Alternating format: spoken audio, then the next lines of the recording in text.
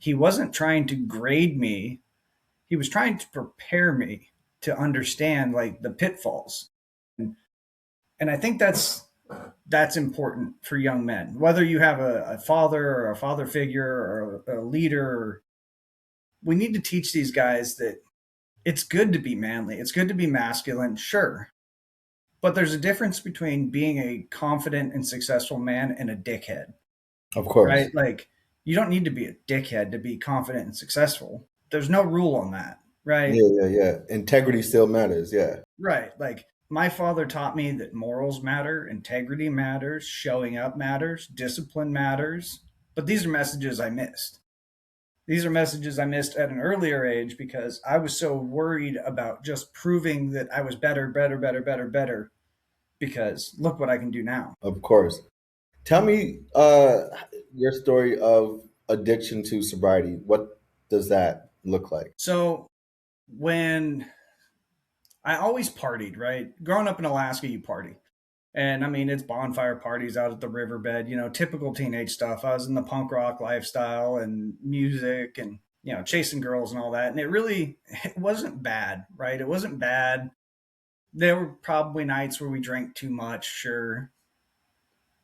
Occasionally something silly would happen, but it never was really bad. It got bad when I got hurt. I got hurt at 25. I actually fell and broke my back at work. And like the first couple of months of the injury, like I was stoked, man. I got a bunch of free painkillers. I got to sit at home. People were paying me to stay home. Hmm. And I wasn't thinking that it was going to get bad. But then, like, they controverted my benefits, which, Wow. high school education, man. I didn't know what controverted meant. I just got this official letter. I found out that means they don't have to pay my benefits anymore. That means no free drugs. That means no free doctors. Now I got a broken back and I got no money coming in. Right, right, right. That's when like the depression hit. That's when, it started spiraling really. Because then, yeah, I got benefits back and all that through the state of Alaska, but like the damage was done. Now it was sinking in that holy cow, I broke my back, dude. Like I might not walk good or at all again. What am Hmm. I going to do? I'm too young. Like I don't know what I'm going to do for the rest of my life. I'm 25. I barely know what I'm doing now. And Hmm. now I can't walk. And now this company wants to fight me and they want to take me into court. And it was crazy. So I heavily depended on forgetting all of it and just staying messed up. And it got worse and worse. And that lasted for about 3 years of where it was really dark and really bad. And that's Right. where like the suicide ideation came in because I was just in Um, pain and I felt like shit all the time and I just didn't want to hurt.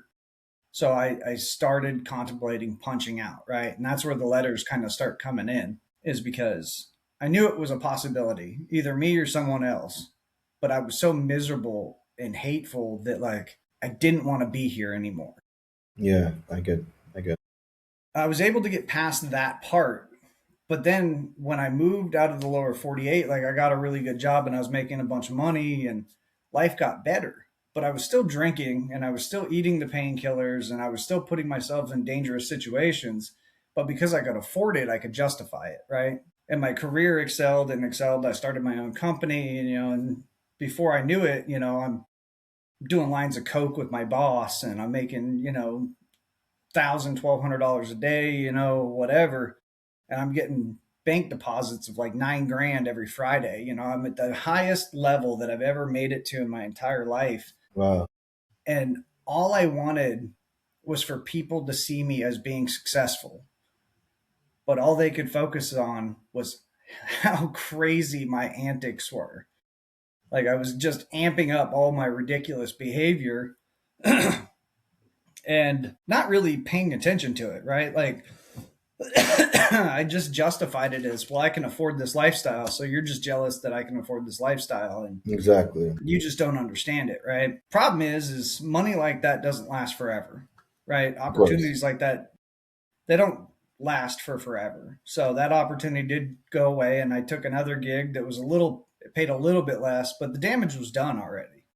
Mm. I was still kind of manic and really working through like the mental health aspect of it, because it started to flare up where I really had a hard time just managing my day-to-day life, period. So I use substances to manage these thoughts and feelings, and the more substances I used, the less I had to care about things. So I just tried to find this happy medium, and there is no happy medium, because Right. then I would use and then I'd feel like shit.